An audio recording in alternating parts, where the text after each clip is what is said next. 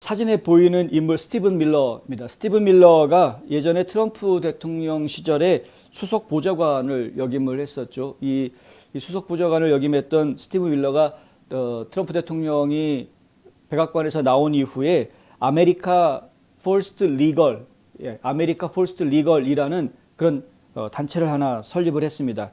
이 단체는 주로 이제 아메리카 포스트, 그러니까 미국 우선주의의 입장에 맞는, 그러니까 마가 정신에 부합하는 것에 반하는 그런 행정부 조치들이라든가 여러 가지 일들에 대해서 법적인 대응을 하는 그런 단체로 설립을 한 것입니다.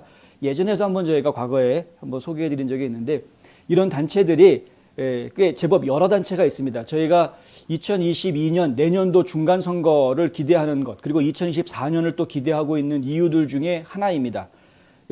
트럼프 대통령이 이 빅테크 플랫폼 회사들을 상대로 해서 집단 소송을 집행했던 것도 보면은 아메리카 포스트 팔리시 인스티튜션이라는 그 정책 연구소에서 이 소송을 지금 맡아서 하고 있는 것이죠. 근데 그 정책 연구소도 결국은 트럼프 행정부 시절에 백악관에서 일했던 사람들이 나와가지고 지금 만든 단체입니다. 이렇게 지금 단순하게 그냥 정치 활동을 도와주는 모금이나 한다거나, 그러니까 Political Action Committee라고 해서 보통 팩이라고 부르는 정치 기금을 모금해가지고 정치인들한테 돈을 대주는 그런 역할을 하는 조직만 만드는 것이 아니라 구체적으로, 아주 구체적으로 법률 문제를 들고 일어나서 법정 싸움을 걸고 함부로 민주당이라든가 급진좌파에 있는 사람들이 함부로 이 법적인 조치를 하거나 행정적인 조치를 마음대로 하지 못하게끔 감시하고 견제하는 그런 단체들을 만들어서 움직이고 있다는 것. 그것이 또 하나가 아니라 여러 개가 있다라는 사실. 이것은 저희에게 상당히 지금 고무적인 일이다. 이것이 미국이 급진좌파로 흘러가는, 그래서 공산주의로 이 미국 사회가 변해가는 것을 막아주는데 상당히 큰 역할을 해줄 수 있다라고 이제 기대하고 있는 것입니다. 이제 스티븐 밀러가 이 조직을 만든 지 한 반년 정도가 지금 채 안 됐는데 이런 액션을, 행동을 좀 보여주는 것이 저희로서 상당히 환영할 만한 일인 것이고요. 요번에 소송을 걸게 된 것은 국무부를 상대로 해서 소송을 건 것이고, 소송을 걸게 된 이유는 결국에는 코로나 바이러스의 근원지에 대한 조사를 바이든이 무조건 못하게 막아놓고 자기 마음대로 또 다른 조사 기구를 발족을 시켰던 이 문제를 놓고 이제 시비를 거는 이런 상황입니다. 원래 트럼프 대통령 시절에 마이크 폼페이오 국무장관한테 지시를 해서 코로나 바이러스의 발원 근원에 대해서 그 원천이 어디에 있는지, 어디에서부터 시작된 것이고 왜 시작된 것인지에 대한 조사를 하도록 시켰습니다. 근데 그 조사 결과가 채 제대로 발표가 나기도 전에 바이든 행정부로 바뀌는 상황이 벌어지게 됐고요. 물론 이제 임시조사, 임시결과 보고서 같은 것들이 이야기가 되긴 하지만은 그때까지도 정확한 확증을 할 만한 증거가 명확하게 마련이 되지 않은 상태였고, 정보 부처들 사이에서 서로 간에 이견이 있으면서 제대로 된 보고서를 내지 못하고 그냥 절반짜리 보고서, 의혹만 키워놓는 그런 보고서를 내놓는, 확증을 내놓지 못하는 그런 보고서가 나왔었죠. 그리고 나서 이제 정권이 바뀌었습니다. 근데 이 조사가 계속 진행이 될 수 있었는데 바이든이 그 조사를 하지 못하게 다 막았고요. 그리고 5월 달에 바이든이 행정명령을 내려서 별개로 새로운 조사를 지시를 합니다. 90일간 조사해서 코로나 바이러스의 발원지가 어디인지, 무엇이 문제였는지를 보고해라 라고 이제 행정명령을 내렸고, 그 90일 기한이 다 끝나서 이제 드디어 보고서가 나왔는데, 그 보고서가 지금 어제 바이든 대통령한테 비밀리에 브리핑이 됐다라는 이제 내용이 나와 있고요.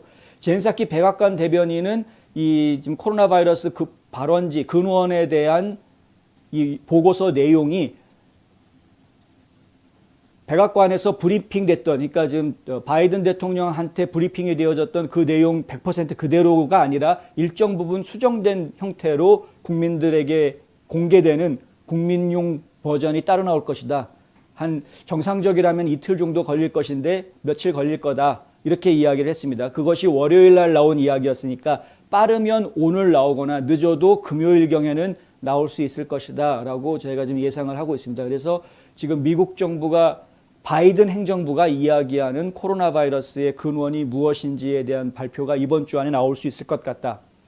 이미 트럼프 행정부 시절에는 그것이 우한 바이러스에서 사고로 인해 유출된 것이다 라고 지금 강하게 이야기하고 있죠. 마이크 폼페이오 전 장관도 그렇고 트럼프 전 대통령도 그렇고 아주 강하게 그렇게 얘기하고 있는데, 바이든 행정부가 과연 그런 의혹에 확정을 지어줄 수 있을지 아니면은 계속 에라 모르겠다 식으로 나올지 저희가 지금 지켜봐야 되는 부분입니다. 이 부분이 상당히 어려운 부분이 뭐냐 하면은 결국에는 중국의 협조가 없이는 사실 확인이 어렵기 때문에 그렇습니다. 중국에서 도와주지 않으면 솔직히 확증을 잡기가 어려운 거죠. 확증을. 우한 바이러스 연구소에서 이것이 나왔다라는 것을 확증을 잡기 위해서는 그 연구소에서 일했던 사람들, 정황들 이런 사람들과 인터뷰하고 사실관계 확인하는 작업들이 진행이 돼야 되는데 중국 정부가 그걸 못하게 막고 있습니다. 우한 연구소에서 일했던 사람들, 그 당시에 일했던 사람들 지금 어디에서 뭐 하는지 다 싹 숨어버렸습니다. 알지도 못합니다. 지금 상황이. 지금 여러 매체를 통해서 우한 바이러스학 연구소에서 이 기능 획득 연구를 진행했던 박사들이 결국에는 군부에 있었던 사람이다, 뭐 이런 의혹들이 지금 제기가 되고 있고, 이건 중국 군대의 군 프로젝트였었다, 뭐 이런 이야기들이 나오고 있는 정도의 의혹 제기만 되고 있는 상황이지 이것이 사실이다, 이렇다라고 딱 확정지어서 얘기할 수 있는 증인이나 증언, 증거물 이런 것들이 지금 확보가 안 돼 있는 상황이어서 지금 골치 아픈 겁니다. 그것 때문에 결국 결정적인 증거를 쥐고 있는 중국 당국은 이런 미국의 노력을 아주 비아냥거리고 비꼬고 웃고 있는 거죠. 양원빈 중국 외교부 대변인이 어제 성명에서 이런 말을 했습니다. 미국 정보계는 역사상 기록이 좋지 않다. 개챙피를 당하고 있습니다. 지금 미국 정보부가 아주 개챙피를 당하고 있습니다.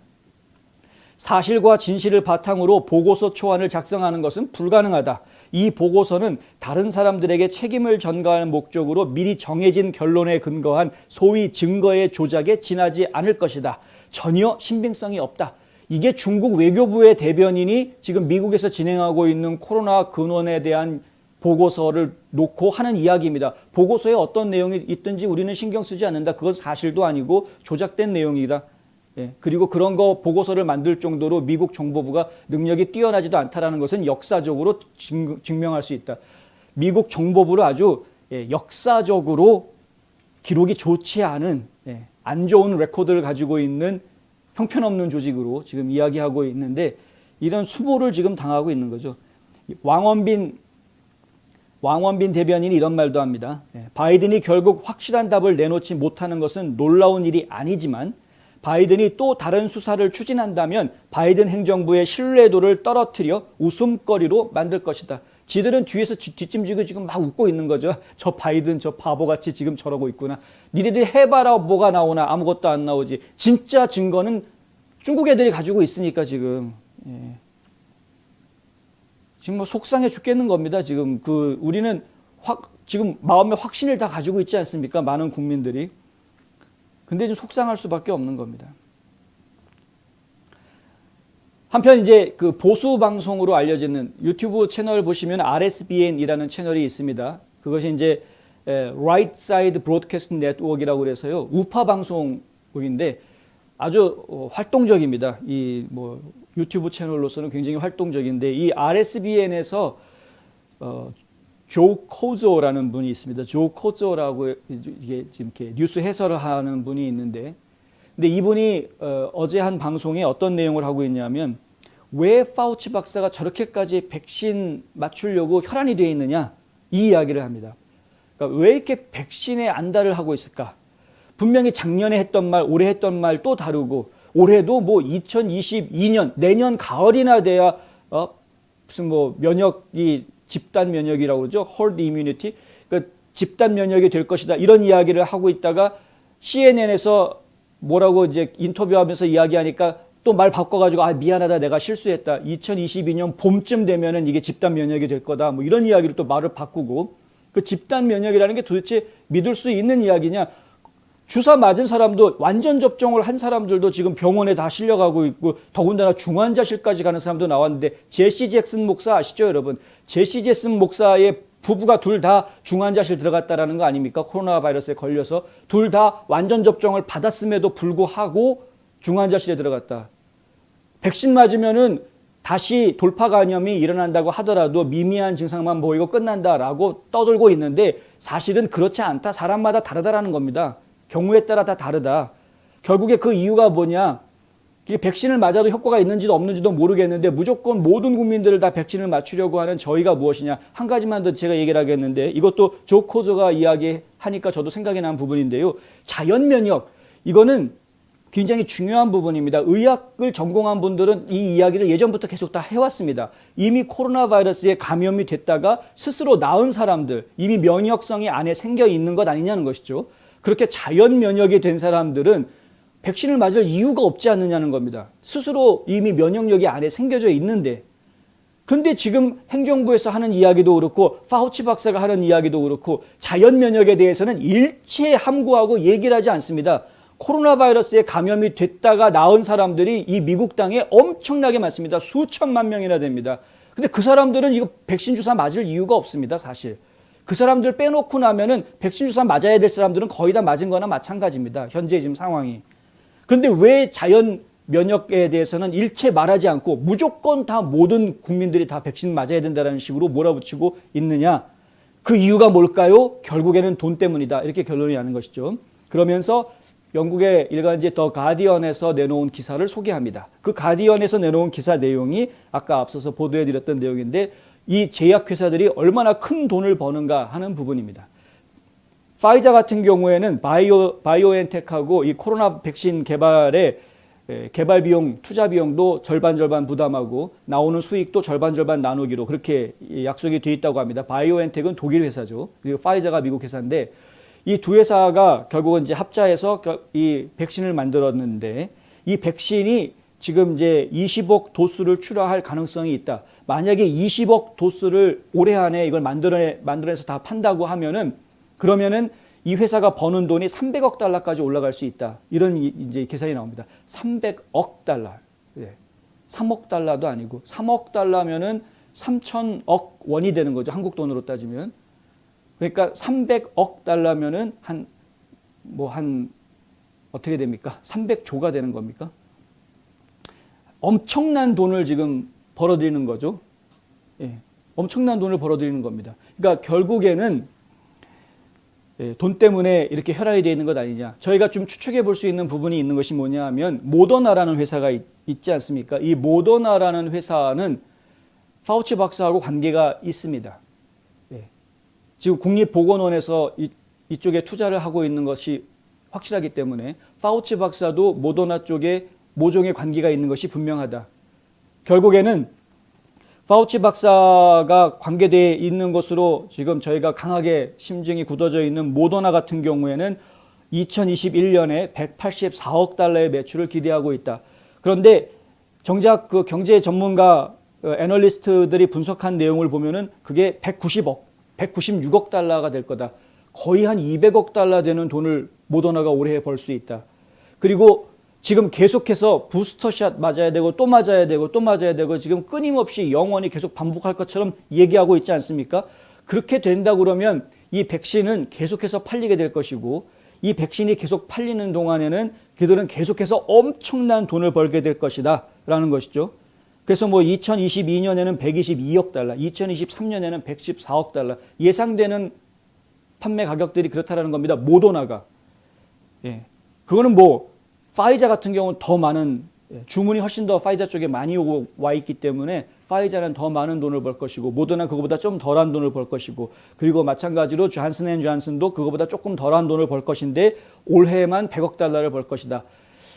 예. 이게 지금 저희가 생각해 봐야 할 문제이다.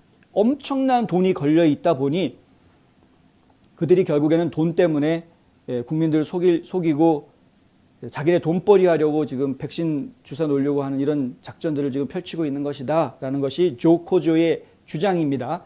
네, 그 주장이 상당히 일리가 있어서 저희가 지금 전달을 해드리는 것이고요. 뭐 파우치 박사뿐만이 아니죠.